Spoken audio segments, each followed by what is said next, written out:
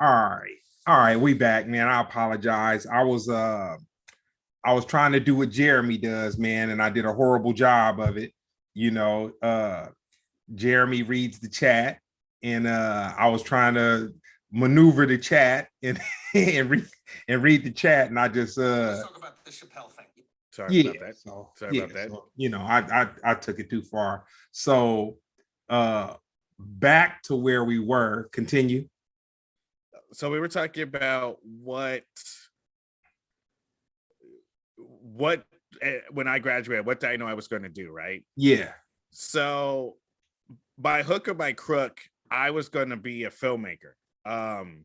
And the reason I said that, the reason I say by hook or by crook is because I was going into college to go to, I was going to college for computer science and information technology. And actually, to backtrack a little bit more, I actually went to college early. So I went to college a year early, and I was already doing computers and stuff like that, right? Because it seemed like it was more realistic, if you will.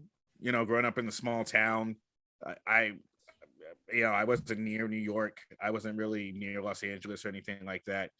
As far as the probability of being successful in the film business wasn't really, it just didn't seem like it was something that was smart to do. So, you know, my dad encouraged me to go for computer, something practical. So, but nevertheless, I knew I was going to swing back around into filmmaking somehow. Okay. So you had a direction. So yeah. How does comedy tie into what you do? Well, it's interesting because I never really knew that there was a correlation between comedy and filmmaking. Because remember, before when we were talking about music, I said I didn't necessarily understand the mechanics of what I was listening to, but I just liked it, right? It's the same thing with comedy. When I first started in 2003, I had seen Richard Pryor live in concert, the film, Dave Chappelle's Killing Him Softly, and then I went to see Bill Cosby live, right? So after all those three of those things, it's like I didn't really know what it was, but I wanted to do it, right? So I started doing comedy in high school, but ironically, in high school is also when I started making films, right? So all of my films were all funny. These were all funny ideas. You know, we kind of went the Monty Python route of outlandish slapstick sequences in our movies and stuff like that. But what was weird is just back then I never really put it together. It's almost like I was setting up the pieces for the puzzle, but I wasn't putting the puzzle together. And I didn't realize until much later, and when I say much later, I mean maybe like 5-6 years ago, how comedy helps you in writing. I mean, they're two different disciplines, but they help you in writing. They help you in character revelations. It helps you in character development. It helps you learn how to tell cohesive, straightforward stories. Because with comedy, you know, I talk a lot now, but you don't do that in stand-up. You get to the point as quick as you can so that the audience doesn't lose interest. That also helps in screenwriting, where you get there instead of lollygagging around and all that stuff. So, and plus it helps in beats in the way that you tell stories in film as well. Okay. So when was the first time you stepped on a stage? I was 15. It was April 15th. What year was it? I want to say I can't remember what year, but I was in 10th grade. Okay. And it was at the high school talent show. And about 1,000 and some kids, and I got up there and I told jokes about, you know, like cartoons, going on dates, my first car that I had at the time, that I had like just gotten my permit, and I had this 1984 Toyota Camry. So I talked about like driving around trying to pick up girls in my car.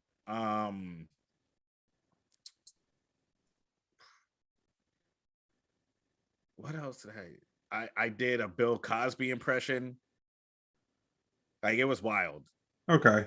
It was Okay. wild. So that was my first time on stage. So okay. So who was the first comedian? And then also you growing up Jehovah Witness. I take it your comedy was pretty much G-rated, correct? Well, that, and also it was for high school too. So it was for school, so I Yeah. couldn't get up there and curse. And just So you're asking like my first comedian that I listened to? the first comedian that made you say, you know what, I want to do that. We had Flip Wilson's "The Devil Made Me Buy That Dress" on vinyl at my parents had that record. Okay. And because what it was a bunch of sketches. Mm-hmm. It wasn't straight stand-up, but it was audio, so it was a bunch of sketches, and the album was phenomenal. Mm-hmm. But I think after that, I think it was really Dave Chappelle's "Killing Me Softly" is what made me want to do comedy, because a lot of my early jokes, even in high school, a lot of my early jokes were Dave Chappelle-esque and inspired by Dave Chappelle. Like when I talked about my car, all the windows rolled down in my car. I had to roll them down manually. So when I was trying to talk to women, I included that in my joke of rolling my window down. But Dave Chappelle mentioned that when he did his baby in the ghetto joke, when he's in the limousine. I don't know if you remember that joke. Mm-mm. Where so there's this joke where he talks about he's stuck in the ghetto in the limousine and he's by himself and he looks out and there's a baby standing on the corner in the middle of the night. So he rolls the window down and he goes back and says, I have to roll the window down because it was an old limousine. Okay. So like it like inspired like the way that I like injected like details and stuff into my jokes. Okay. So one of the interesting things that I found about you when I was doing my research is that you have a collective called Dangerously Awkward. Yes. And so tell us about Dangerously Awkward. So Dangerously Awkward is a production company that I started in last year, 2020. And the reason I Dangerously Awkward is kind of my moniker. If you can see, I have a shirt with DA on it. It's kind of my moniker because I've never really fit in anywhere. You know what I mean? You hear the way I sound. I sound like a snitch. So, I don't necessarily fit in with all of my friends. I went to a school that was all white. I didn't fit in there. I was Jehovah's Witness, so I really didn't fit in a lot of places. So I always felt like I was awkward, but I was going to find my way, which makes me dangerous, right? Because people don't know where you're going when they can't nail you down. You know what I mean? Mm-hmm. So I kind of have been using the moniker of Dangerously Awkward for a while. I've done podcasts called Dangerously Awkward. When I worked on comedy projects, they were called Dangerously Awkward. So it just made sense to name my production company that. But I had the reason I think it's important for us to tell our own stories is because I had worked in Hollywood for about 5 years, right? I worked in visual effects. Jimmy's calling me.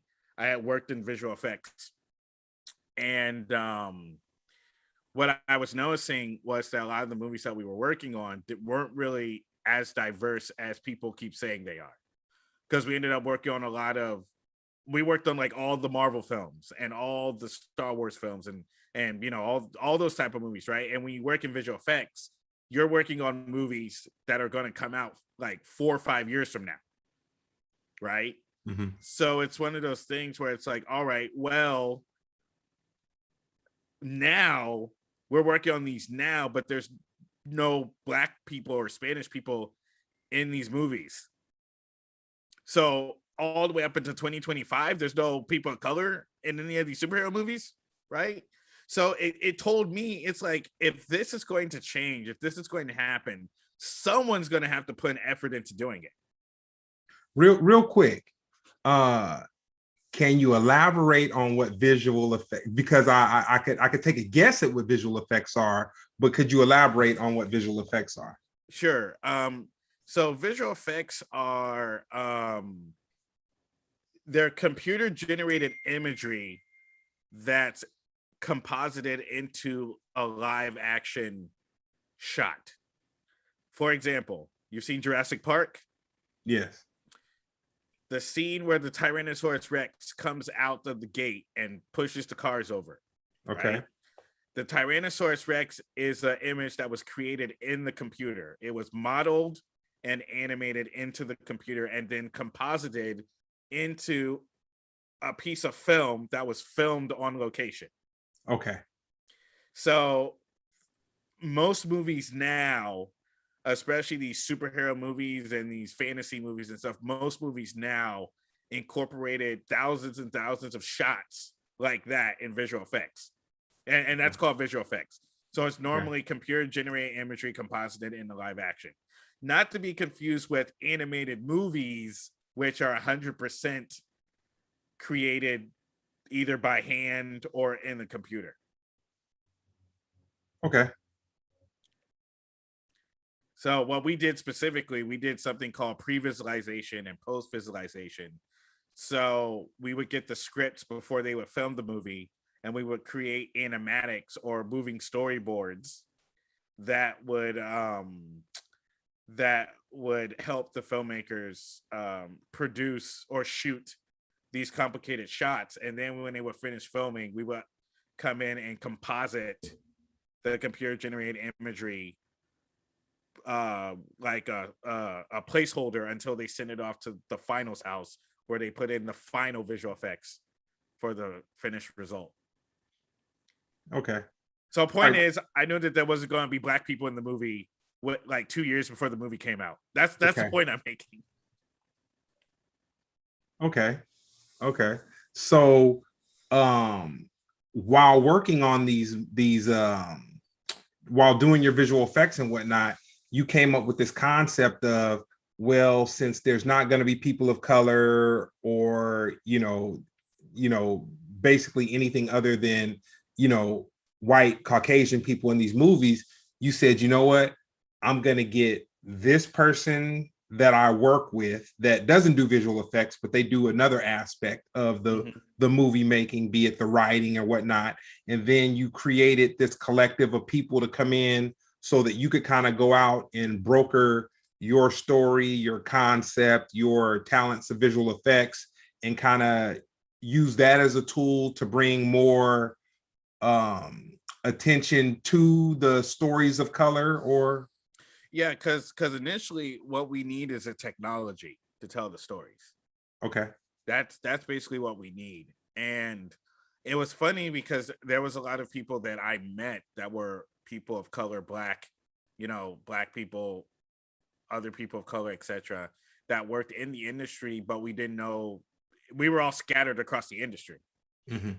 So like I would be maybe like one of two black people at a company, but then there's like another dude, but there's thousands of us in the industry, and we just don't know because we don't really like see. There's no like black visual effects convention or anything like that, right? So I ended up meeting people, and I just told them what I wanted to do, and they were like, "Oh yeah, absolutely, yeah, that's that's what we wanted, that's what we should be doing, right?" So once the word got out, there was a lot of people that were interested in coming on board to try to see how we can make a possibility. Okay.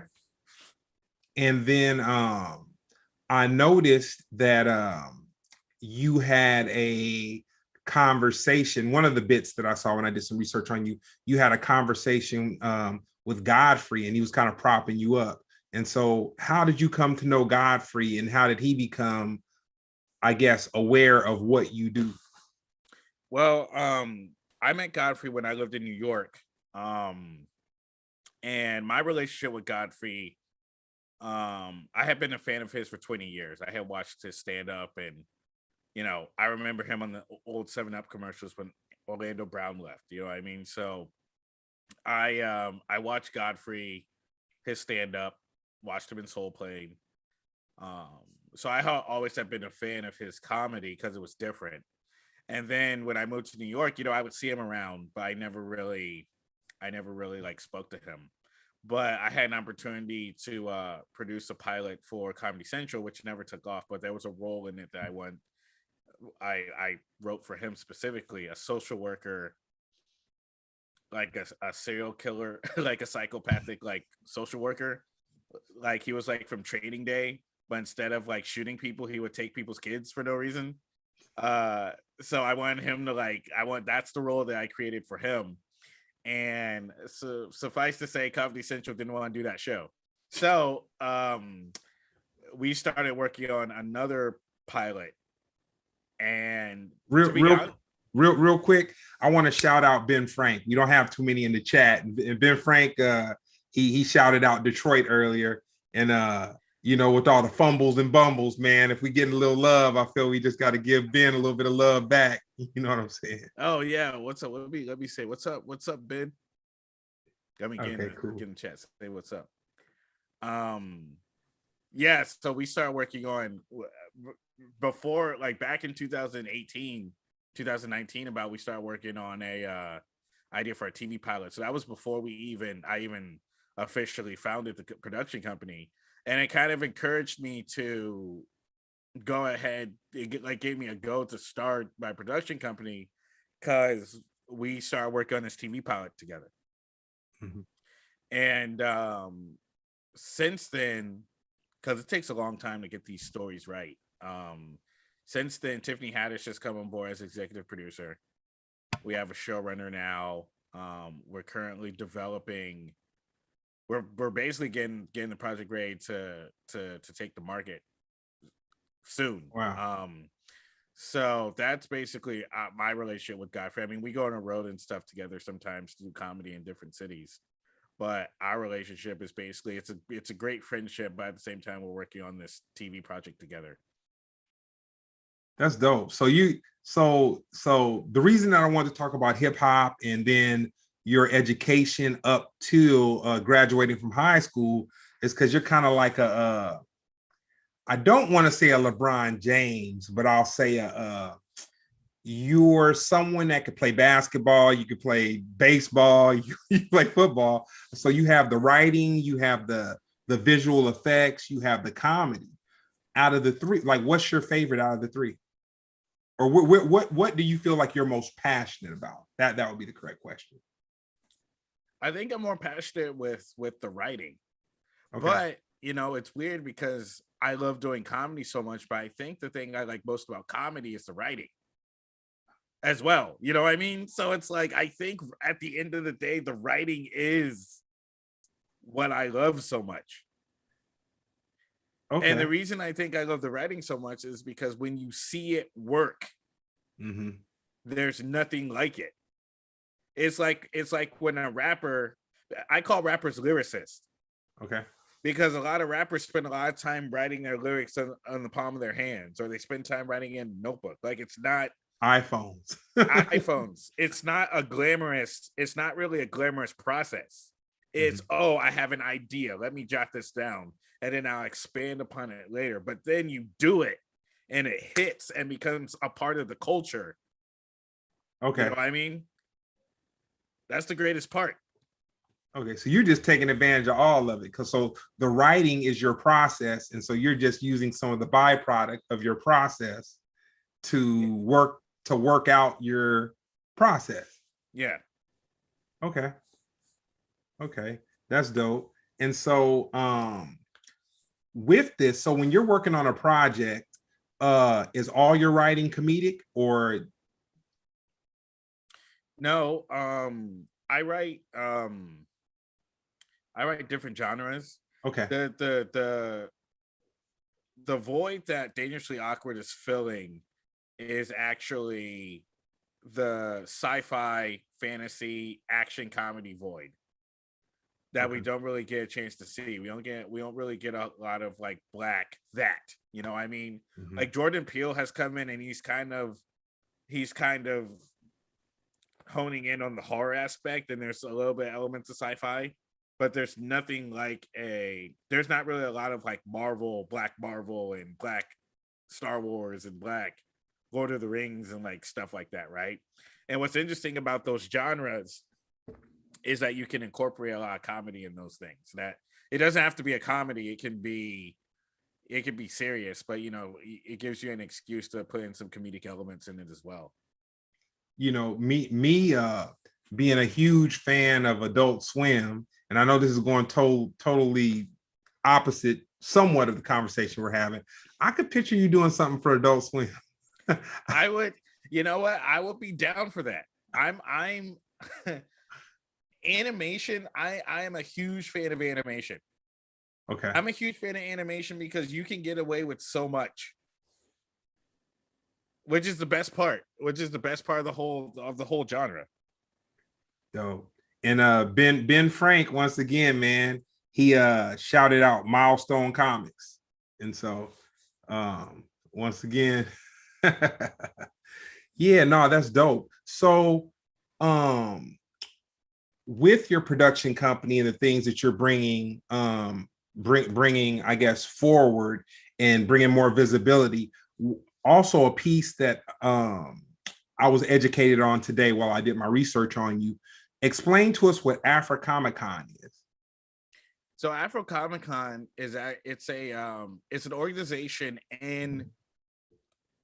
based out of Oakland, California, started by Michael James. And a backstory when it comes to fandom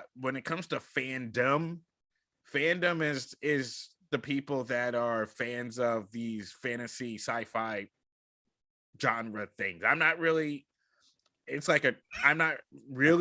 it that much. Like, I thought I was a nerd until I hung out with like real nerds, like Uber, like these people live, eat, drink, sleep. Exactly. So what happens is there's a lot of people that are passionate about these things, and sometimes it becomes volatile. So a lot of people of color don't like hanging out with the white boys because they're a little bit too aggressive about their Star Trek. You know what I'm saying? So Afro Comic Con is really a way for them to carve out a space for them so that they can celebrate things that they like. Now, there's a lot of Black comic books out there. There's a lot of independently produced Black comic books out there, like Tuskegee Air, Bitter Roots, which I think is what Image Comics, Crescent City Monsters, Concrete Park by Erica Alexander, who played the lawyer on Living Single. Wow. She wrote a comic book with her ex-husband, I believe. Concrete Park. Naomi, which is a DC comic, which is Black based. So, and there's a lot of Afro-futuristic fantasy novels, African futuristic fantasy novels, like Children of Blood and Bone. I can't remember all of them, but there's a huge conclave of Afro-focused sci-fi and fantasy that's out there that don't get the mainstream spotlight. So Afro Comic Con is basically the organization that's really like one of the organizations that's really bringing that stuff to light. And excuse me, because I thought it started with Black Panther, man. Well, it's shame on me. No, I mean, because Black Panther was one of the first. It was one of the first back in the 60s, but then at the same time it was created by Stan Lee. Now Stan Lee understood the assignment, like he knew Black Panther he knew why it was important, and even if we want to go further than that, we have Blade, who in the 70s looked like a pimp. He didn't look like Wesley Snipes. We had Brother Voodoo, we had Luke Cage, we had what's the name, Misty Knight. There was actually a blaxploitation era of Marvel Comics back in the day too. It's around the same time that the Master of Kung Fu, which is Shang-Chi, the Master of Kung Fu came out around that same time too. So it definitely got its start. But we were talking about hip hop earlier. There has been a hip hop era of comic books that hasn't really gotten like the mainstream spotlight that they deserve. Okay. Nah, that's dope. So going back to the comedy side of what you do, what would you say is the most incredible night of comedy that you've witnessed in person? That I witnessed in person.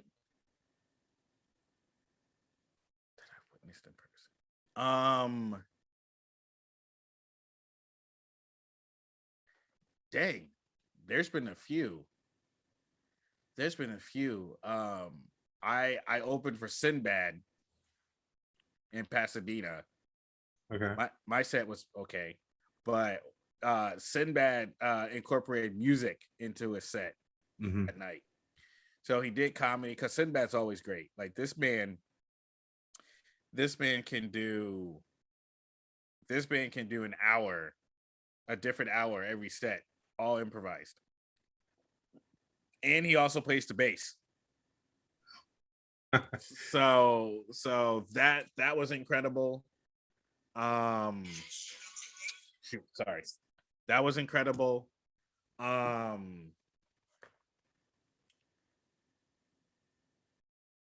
The Comedy Cellar, I got a chance to see Dave Chappelle, Chris Rock, Michael Che, Aziz Ansari, and I think it was it Hannibal Buress all in the same night? I think it was Hannibal Buress all in the same night. Okay. Yeah, that was great too. That's dope. So if you had to say, who are your top 3 favorite comedians? Top 3 favorite comedians. Dave Chappelle's number 3. Richard Pryor is number 1. And I want to say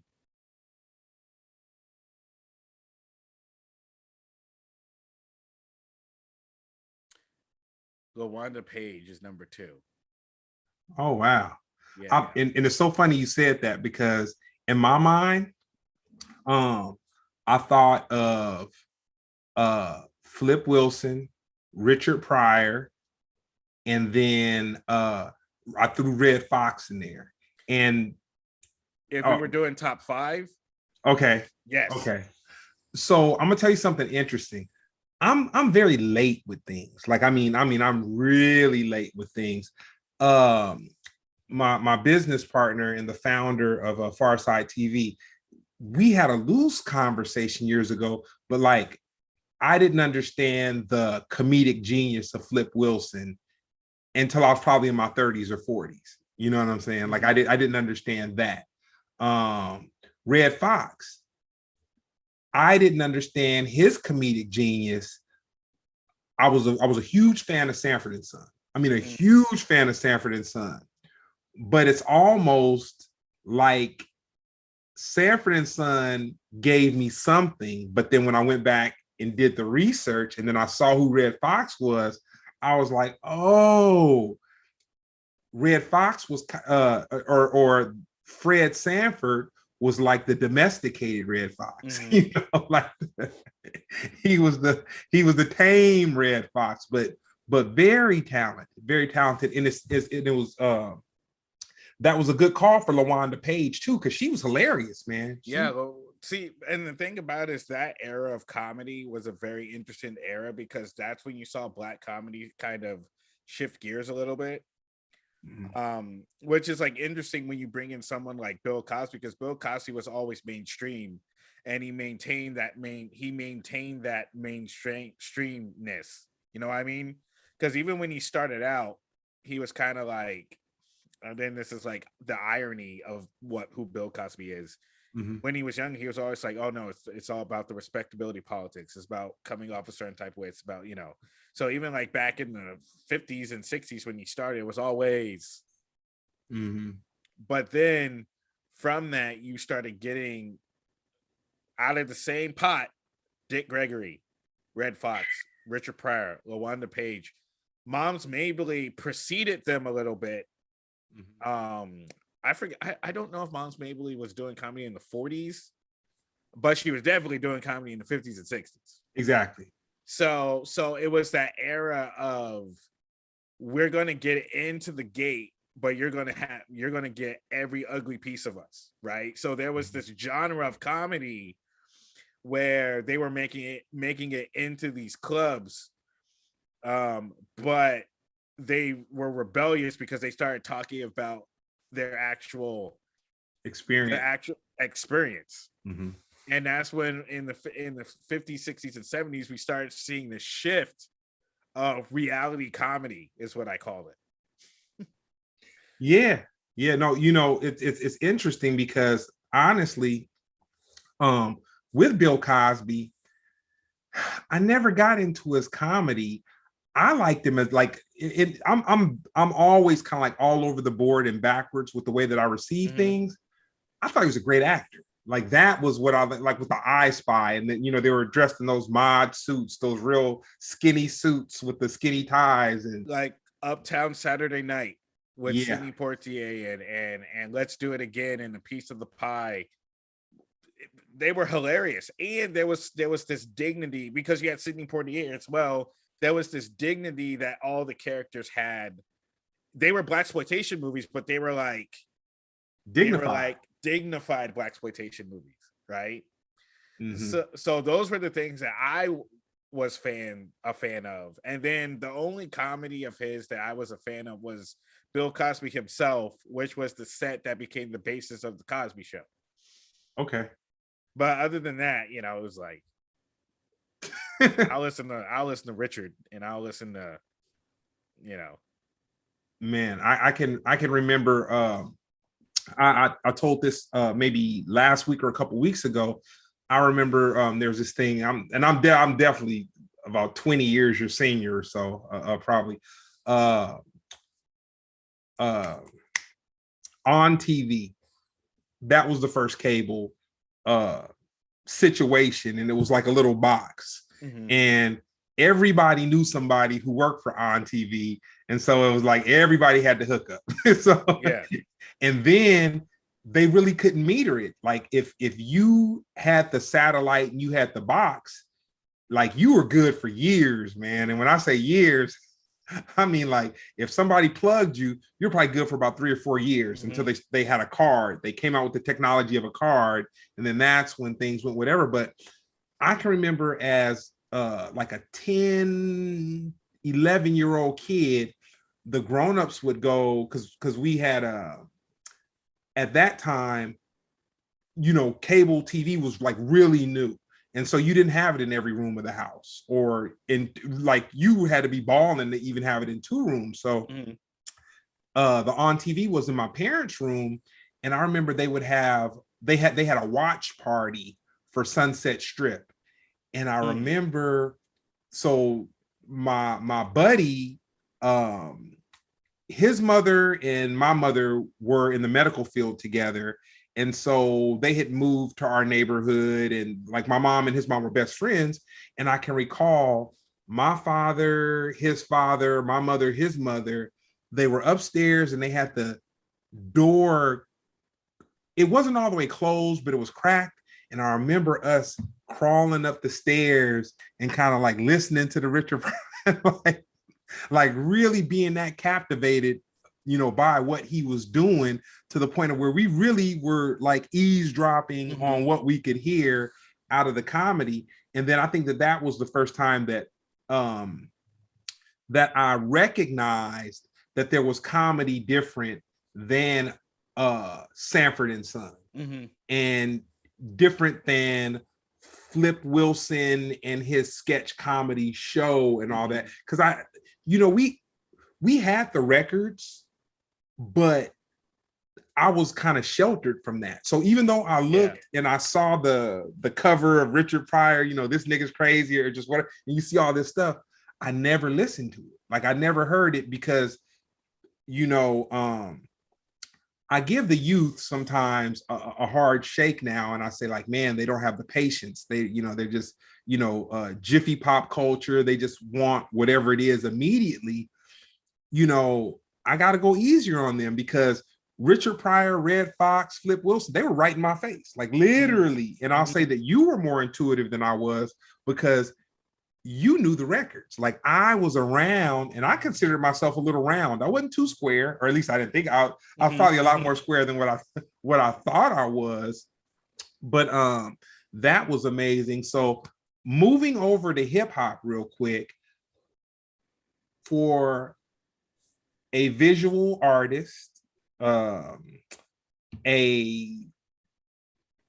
producer, a comedian, who are your top 3 rappers? Top 3 rappers. And this is going to be off because I don't like a lot of mainstream.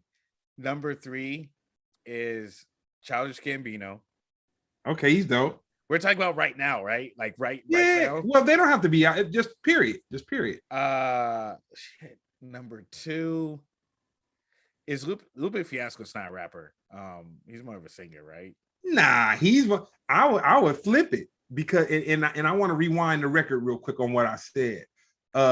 When you said Childish Gambino and we're talking about rappers, my mind went to that dope record that he made where he was singing. So I'll spin it back. I haven't heard Childish Gambino rap. So because and this is definitely going to kind of tap into my mindset of how I do things creatively. Childish Gambino, Lupe Fiasco, and Kendrick Lamar are my 3 top right now. Now I would like to preference that by saying that I'm a huge fan of Dre, Jay-Z, and Biggie, and then Tupac is going to be an honorable mention, but I actually grew up listening to Biggie more than Tupac, so that's the reason why. Even though I wasn't really allowed to listen to rap music growing up, I was more East Coast because I spent more time in New York when I was younger than anywhere else. I'm gonna tell you something interesting. So I listened. So going through junior high school and whatnot, I was going through junior high school when like Def Jam, like around 83 or so, where Def Jam was really like, they were just coming with group after group after group. And the groups that Def Jam were releasing, they were so influential to teenagers. Like, you had the Beastie Boys, you had Run DMC, you had LL Cool J. Later on, you had Public Enemy. And the interesting thing is that with these groups and with these culture, with these groups that were given this culture to us, I felt like, and this might make me seem like an old fogey or whatever, but it's kind of like, I look at the music that's happening now and I'm like, well, what culture are these artists giving to these kids? But they are giving culture to them. It's just it's just a different culture. Well, it's interesting because that's what I was thinking about at the Super Bowl halftime show. Because when you watched it, you were like, and maybe it's because we're a part of that generation. Like you were a part of the generation a little bit before.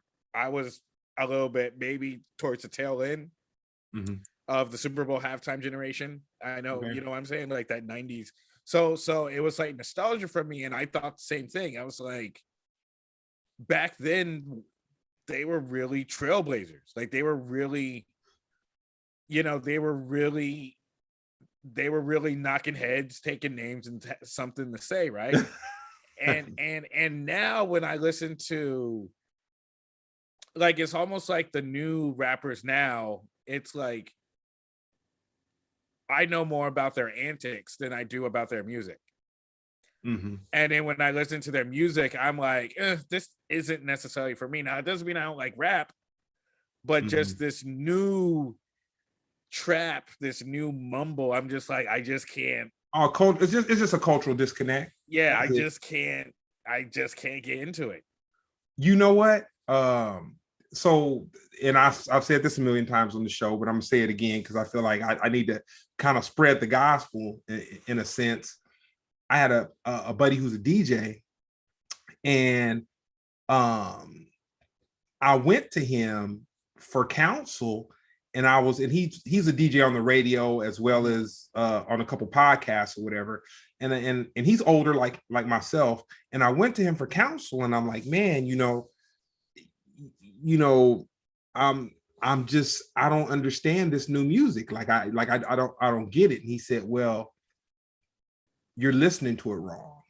And I'm like, I'm listening to it wrong. Like, what do you mean? He says, well, with music from our era, you had a dope beat, you had dope lyrics, you had a dope MC, and he had his own originality.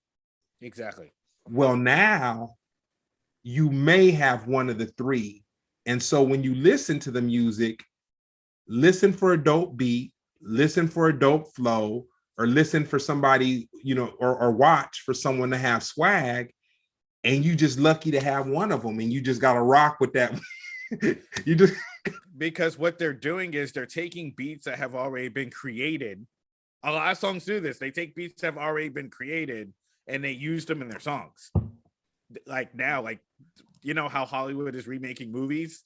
Yeah, they're literally remaking songs now, and that's the reason why I'm just like, yeah, but I was here when it first came out. Like, what?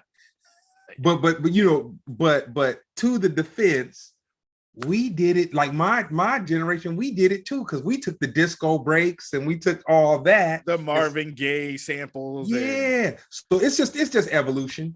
You know what I'm saying? But I'm having this conversation with you because I did not know you from Adam before today, but when I did my research, I found myself kind of enthralled in who you are and what you're doing, and I feel like you're going to be in a position, and the reason why I'm saying this right now, as we're talking about the top 3 rappers and all that, if you get in position, man, if you can find one that you feel talented, incorporate them into some of your comic book or TV production or animation or something, find one, and when you listen, I'm sure you're going to have a music director. But instead of listening with the ear of saying the beat has to be dope, the lyrics have to be, Kendrick Lamar is an anomaly, man. He's an anomaly. He's what Kendrick Lamar is. He had parents and people around him that kind of cultured him in the older music, and so he's the new version of like the older thing. Like I was speaking to founder of the Pharcyde TV network, and my business partner, we were speaking, and we kind of both asked each other questions about what we felt about the halftime show, and we both keyed in on the same thing of the halftime show, which was Kendrick was kind of the highlight, man. The choreography, and not just the crip walking part of the choreography, but the way that he kind of like a marching band, how they kind of moved around, and you could tell that, Snoop probably showed up for, and I'm not taking anything away from Snoop, please, I'm not taking anything, but Snoop probably showed up for a couple rehearsals. Eminem did, Dr. Dre did, or whatever. But what Kendrick was doing with those dancers, the choreography, that was weeks of practice, man, in order to pull that off. And so, yeah, I salute Kendrick with that. Yeah, the halftime show was great. I mean, even the little bit that Snoop did, that little crip walk he did at the beginning, I was like, oh, look at I was screaming. Like it was, and yeah, you're right. It looked like he only showed up for like 2 rehearsals, but it was enough for me. I don't know. Nah, that's tight. So, I'll say this: if you could have your dream verses, dead or alive, who would you want to see do? And it doesn't have to be hip hop, and the genres of music don't have to be the same. But what would be your dream verses? My dream verses, Michael Jackson versus Prince. That's a good one. Whitney Houston versus Adele. Okay. Okay. Yeah, let's see how that goes. Okay.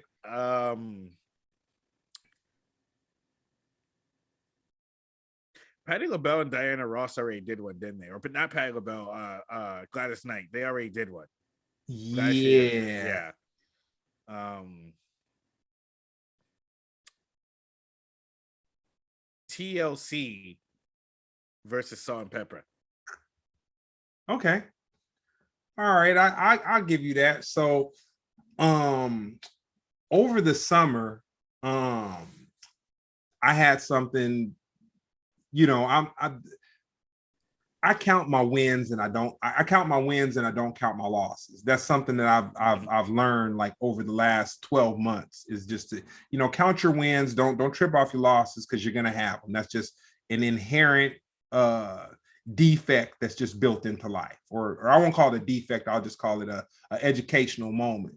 So I received a phone call at about like 3:00 in the morning, and I was told that someone who I knew had their IG account hacked, and it was where they were video, like they made a video and they were promoting the thing that kind of got them into this whole hack situation. And so I was notified at about 3:00 in the morning, and then I was told that it kind of had something to do with someone else that I knew who had kind of gotten scammed the same kind of way. So I was talking to person number one, and then I told him that I was communicating with person number two via Facebook chat. And then I wasn't sure if I was really communicating with person number two. And so I was like, well, let me get him on WhatsApp. And then person number one was kind of like, nah, man, I wouldn't trust it, you know, because they were just totally like shell shocked from the whole getting scammed type of thing. And so I ended up getting both of them on the phone because I couldn't grasp how both of them had kind of gotten swindled, you know, had gotten scammed. Like I couldn't wrap my mind around it. But when I had the two of them on the phone together, that was kind of one of the most educational moments of my life, like hearing both of them talk. And I wish that conversation could be privy to other people, because you'd be like, because looking at it from the outside, you're like, how could this happen? But talking to both of them, it's like, oh, okay. So that interaction helped bring to light a part of the show that I call the Monkey Hustle Chronicles. And so a Monkey Hustle Chronicle is a story that you have, and you don't have to mention names, of someone who you know or you've heard of them getting scammed before. So do you have a Monkey Hustle Chronicle that you could share? Like, and real quick to add some color to what I'm trying to articulate to you, right here may look like an ordinary brick, but it's actually something that I paid. I think I paid like I think I paid about $300 for 3 of them. And I was told that it was a camcorder, and it looked like a camcorder when I purchased it because it was wrapped up with paper and you know, all that. And the reason I keep it is to remind myself that, well, I kept all 3 of them. The reason I kept all 3 of them was because I had someone who's my friend at the time, and they called me up and they said, yo, man, you got some money? And I was like, man, I just got paid.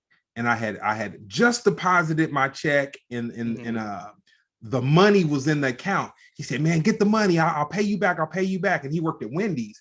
And he said, there's some guys here. And they said somebody threw these camcorders off of a train and they caught them. And, you know, they came here and, you know, and at that time, this was probably around 1990, where if you had a camcorder, it was kind of like a big deal.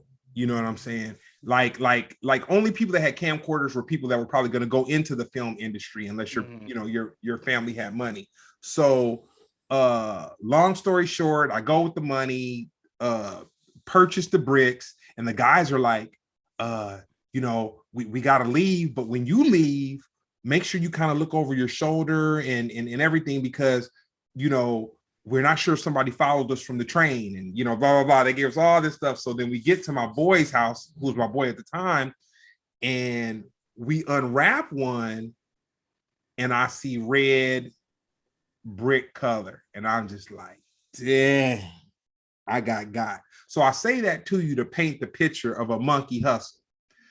First of all, who's transporting camcorders on trains? That's clue number one. It's like, oh, were you getting a camcorder in the Wild West? Like what? like, okay, I get it. I'm sorry that happened to you. You know, let's see here. Monkey hustle. It's interesting how so many people try to scam you, because I remember even when I started off in film, I remember I was working with this guy that kept telling me that he had connections that he was going to be able to help me out. You know what I mean? Mm-hmm. But I had to pay him for his service. Now, what was interesting about this guy was that he like had me at his house. He like let me stay at his house for like a week or a few days at a time or whatever. It seemed legit, you know what I mean? And I'm not saying that the guy wasn't a legit somebody in the industry in the sense of he worked in the industry. I'm not saying that. But nothing came of it. It was just a lot of wasted money. You know, and usually with situations like that where you work with someone so close, either what happens is there's like there's some type of disagreement that happens, or an argument that happens, and you guys end up breaking the relationship or whatever, and it's like, well, you're lost, it's my money now, and all that stuff. So there have been a few times where I did like feel like, and it wasn't necessarily like money was the worst part. I think it was time, like wasting time, you know, that trying to figure out how to get into the industry and how to make it work. And sometimes what happens is you get so desperate that you just do anything. And I see how like a lot of people that move to Hollywood end up getting taken advantage of, because no one tells you how to make it in the industry. So you're just like, so someone will just tell you, oh, you got to do this to be somebody. And you believe it. Right now, I didn't have to do no Harvey Weinstein type stuff or anything like that. That's not what I'm talking about. I'm just talking about in general, just not knowing who to trust, right? And I think that was like my first real experience of being hustled. I mean, monkey hustled. Yeah, I think that's you didn't have it too bad, man. You got. Well, I mean, I have been hustled by dates. Yeah, once or twice. You know, you still ahead of the curve. Yeah, that's still that. I mean, I'm alive. So yeah, I guess when you're coming out the other end alive and not robbed, that's a win. You know, that's interesting you said that, because I didn't remember it until we're just having this conversation right now. But I've always been enthralled with like flipping money and hustling and just all that kind of stuff. And you made me remember two guys who were good guys. Like one of them, rest in peace, but two of the guys were good guys. And I wanted to, they were both club promoters. And I can't say that I actually saw that they made a whole bunch of money, but as far as like being popular and throwing these parties that were incredible, I was kind of enthralled in that. So both of them, I gave them like a couple $100, and I was like, oh man, let me invest. You know what I'm saying? Whatever. And of course they took the money. Yeah, man, here's some flyers. Because at that time there was no social media. So here's some flyers, hand them out and blah, blah, blah, blah, blah. And then I remember meeting both the guys after the events went on. And I met them back at their house because they would meet at their house with their business partner, because both of them had one business partner apiece. And I'm thinking, okay, I invested this money. I'm gonna get this big chunk of money. I'll say the good thing about it, both of them gave me the couple $100 back that I put in, and they didn't just, keep that. But I didn't make any money. I didn't make any money. And then me looking at it now as an adult, they didn't need my money to begin with, man. They probably took the money and might have had the intention to get me, but then they're like, oh man, this is Greg. He's a cool dude. You know what I'm saying? He really did put the footwork in and whatnot. So we gonna break him back his little bit of bread. I mean, I'm glad that they took some. I'm glad that they took pity, because a lot of people aren't like that. A lot, like I've had, I've never really had a lot of money to just be able to just give it up like that. So I've never really been in that situation, maybe like once. And like I said, it's my thing is just having time taken away, and what I hate about the most is that people know that they're wasting your time. And that's one of the things that I learned when I first moved to Los Angeles. There's people in Los Angeles that will waste your time, and they will try to convince you that they're not wasting your time. And it's like, bro, like, you're wasting my time, and you're still doing it anyway. Yeah. I have a bunch. I've had ex-friends that have like, man, like, they're burning your time up. And then the thing is, this is one thing that I've learned as an adult. There's a lot of people that are horrible and rotten, but they're personable people. So you have someone who's rotten, but because they're personable, you're not even really tripping off the rotten part like that. It's present. It's always there. It's present, but they're personable. So you're like, maybe it's my imagination. Maybe I'm not, until everything adds up, and then you're like, oh man, it was. You're like, you're kind of cool. You take me to some cool places every now and then, but that's a part of the hustle. The grift. Yeah. The grip. So moving on to the last two questions of the interview, you being in visual effects, and I just go to visual effects, and I keep saying it because it sounds so dope, and it's cool to know that a brother has played a role in some of these visual effects. But what would you say is the most creative technology that you've seen happen since COVID and the whole quarantine and all that? Well, there's two things. I worked on the tech development side at my company. And the first thing, now you're asking about what was the greatest technological advance because of COVID or over COVID? No. I'll say both, because something like for me, I feel like Twitch has always been out there, but when Facebook and Instagram because when COVID first kind of jumped off, everybody's shut in the house, we're thinking doomsday. I can remember having thoughts in my mind of, there's going to be Humvees, they're going to block off the exits to the freeways, and what I'm saying? We're going to see National Guardsmen at every major intersection and all that kind of stuff, like end of the world kind of thing.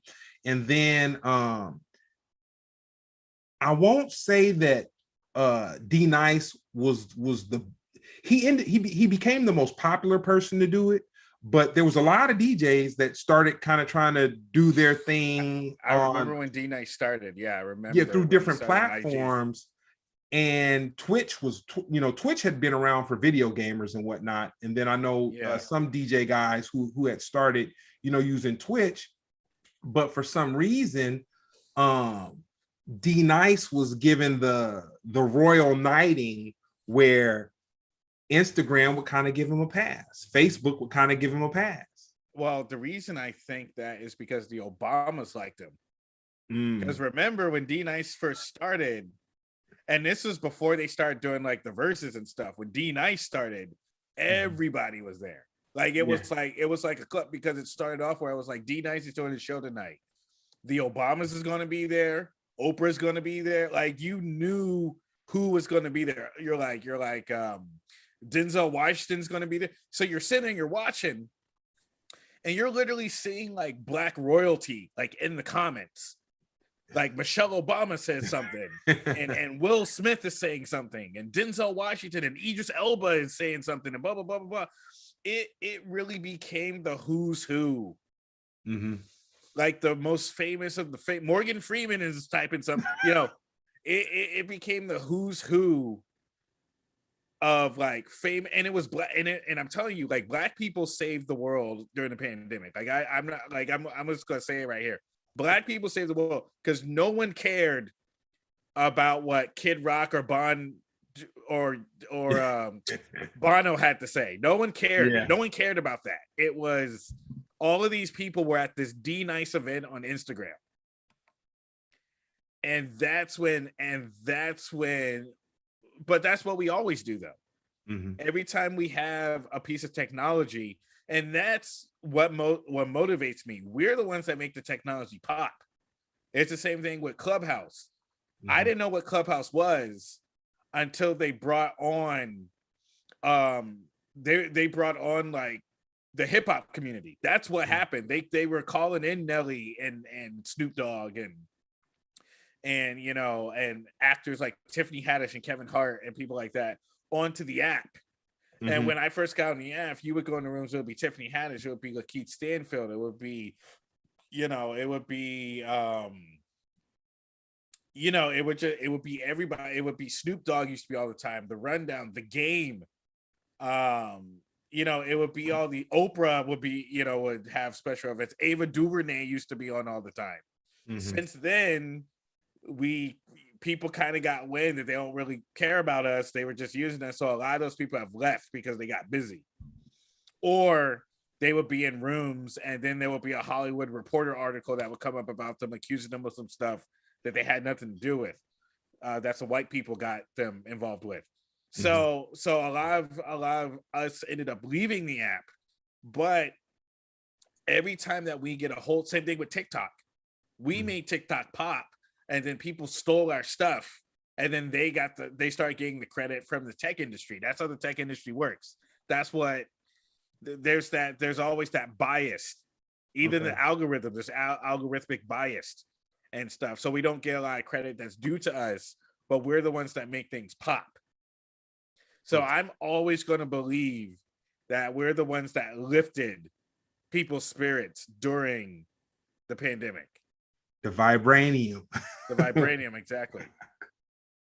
Dope. So what would you say is the technology that you saw? Like, what's the dopest thing that you saw during the whole pandemic thing come of nothing, from nothing, or something that was kind of started, but it just really popped off during the pandemic? I don't know if you have Isaac Hayes' son created an app called Fanbase. He created the app during the pandemic. And okay. It's kind of a combination of Instagram, TikTok, and Clubhouse. Okay. Somewhat. And it's starting to pop off now. Like now is the time that that people are really starting to pay attention to it. Like more Black creators are going over there and talking about it. So that started during, I don't know how long they were working on it before they before the pandemic started, but really it really blew up. It's really started to blow up during the pandemic. As far as film technology is concerned, visual effects technology, I was involved in creating a lot of work from home protocols. Okay. Like using what's it called? Because I don't work at that company anymore. I can't think of it. Using I don't know what it's called, but it's like I can't think of it, but it's a way that you can log into another computer from far away. Oh, okay. So kind of like Team Viewer on steroids. Yeah, it's and it's I can't think of what it's called, but If you're not there anymore, you might not need to be thinking about it. You know? yeah. I mean, I've moved forward. That's the thing, but the technologies and stuff that were developed, which was able to enable people to work from home, right? And Okay. a lot of films that are done, a lot of films there are called tier one, which means that the content is supposed to be secret. Hmm. So originally, that they want studios that want their films to be done in studio so that secrets of the film and stuff, plot points and stuff aren't revealed. But it got to a point where people were able to work from home, and what they're realizing is that they're wasting so much time and money in traffic, or they're missing raising their kids, or they're missing out on a lot of time spent with their families because they spend so much time at the office and in traffic, right? Hmm. So I think the whole landscape of corporate America has changed because of COVID. Okay. Because now people can literally say, "Oh no, I'm not going in. I'm working from home." And then when they try to make you go in, they're like, "We need you to." No, you don't. We've been working from home for 2 years. Like it's proven that we can get stuff done. Like, you don't need me. You don't need us there, right? So I think there's an aspect of that I think is going to really change the future, especially for us that are starting our own businesses. We're not necessarily going to need a lot of overhead investment for office space because we'll be able to work remotely, have large teams work remotely. Now, how much that's going to cost as far as like servers and storage space and the programs needed to actually have like what the fuck is the word, remote into different computers, that's not the word, Uh-huh. but the technology needed for that, I mean, that's a sight to be seen. But as far as like remote, working remote, I think we've definitely seen some leaps and bounds. Okay. No, that's dope. And then the last question I have for you, and I'm gonna shoot you an email, man. I got a conversation for you that it'll go forever, man. Now you're a wealth of knowledge, man. I really appreciate this. I'm around, yo. I'm around. Hit me up. Oh no, I'm gonna hit you. And I think my business partner would like to talk to you too, man. He's doing some creative stuff.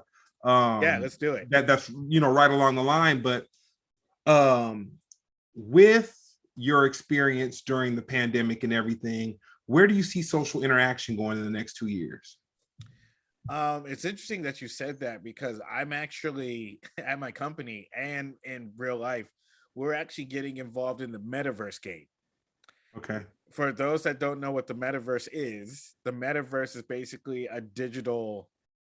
it's a virtual reality where people can interact with each other.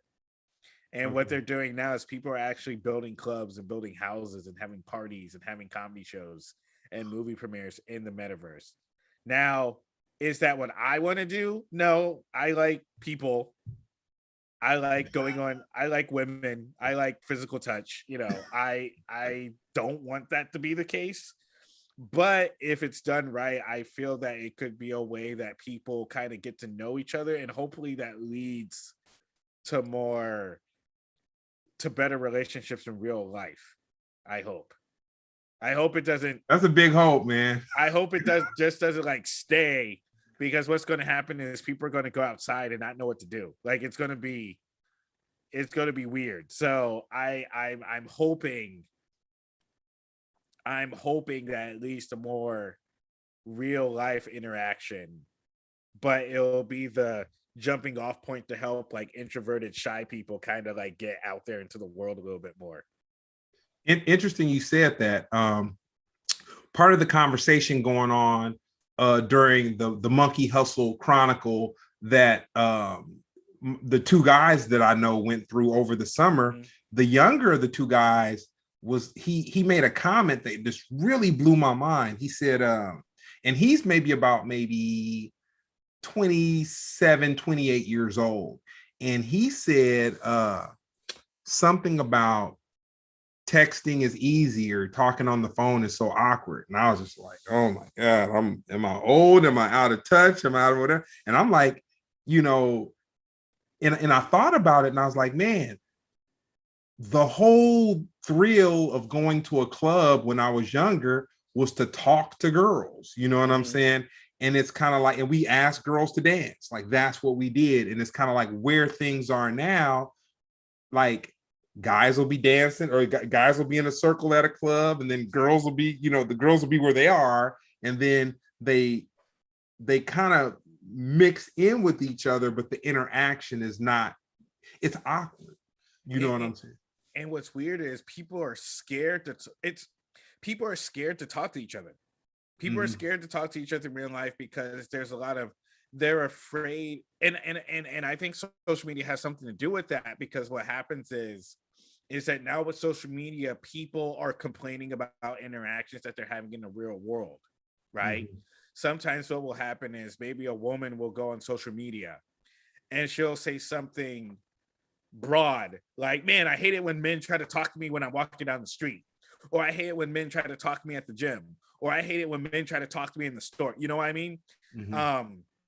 And she might mean that literally, or she might not. She might just she might just be talking about a specific person, you know. But what she'll say is she'll say men or blah blah blah. Like there's no real nuance in the conversation, right? So what happens is a dude sees that and he's like, oh my God, like I can't talk to anybody. Hey, in real life. To that point, a couple years ago, I went to a club and I saw this girl that I had like dated real briefly, like really briefly, and she had just gone through a divorce. And I would see on social media where she would just, because she got her hair cut real short or something like that, and she's like, now that I got my hair cut short, all these guys trying to talk to me and just da da da da. So I see her at the club, and I'm trying to make my way to get a drink, and she sees me, and she's coming. She's like, "Hey, Greg, what's up? Let's get a drink together." Blah, blah, blah. And I'm like, I'm not going. I'm not going to have her say, you know, he tried to, you know, or just whatever. He tried to, like, she actually scared, and not that I was trying to get on her or she was trying to get on me or whatever, but just me seeing how she would act on social media, it scared the cat hair out. Like I was like, I'm not gonna be part of her narrative. And what's happening is that's not the way that people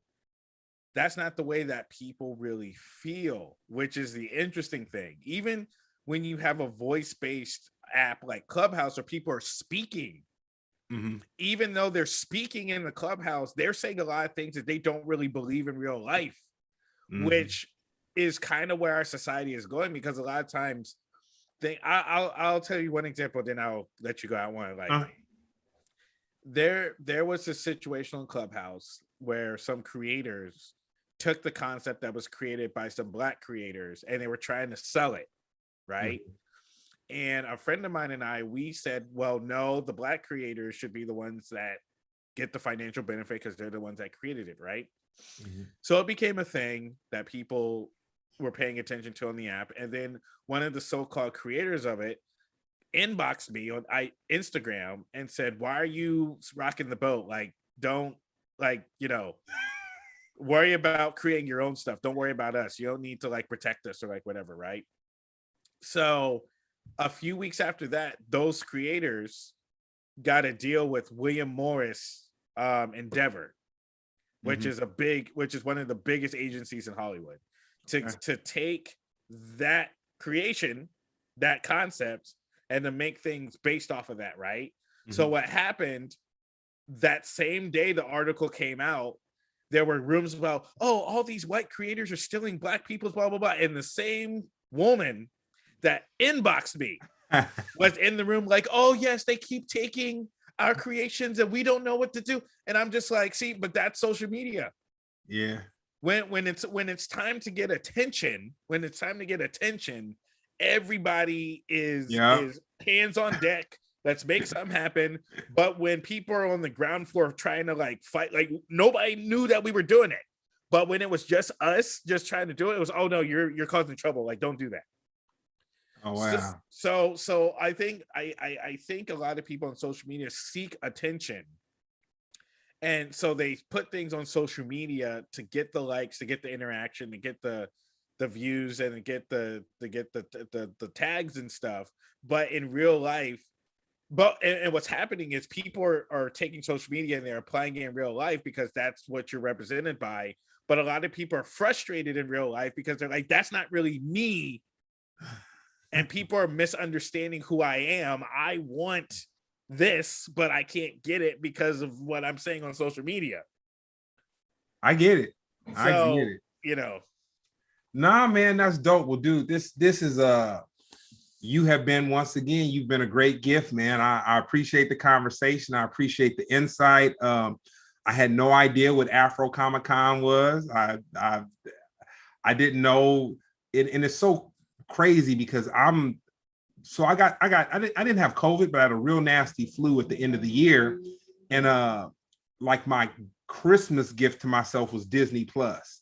And I got into The Mandalorian, and I'm a Marvel head all the way. So all this just kind of really tied in a great way. So do you want to give your social media handles and where people can find you and learn about what you do?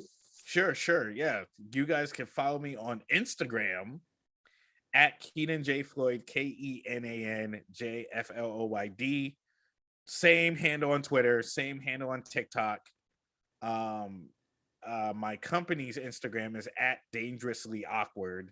Our website is also dangerouslyawkward.com.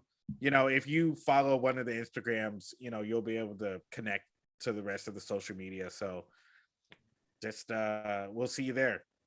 That's dope. And then I want to give a shout out to the to Ben Frank, man. He's been holding the chat down, man. Thank you for joining us, Ben Frank.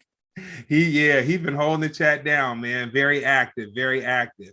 And once again, this has been another episode of Splendid Radio on Pharcyde TV. And I'm gonna reach out to you,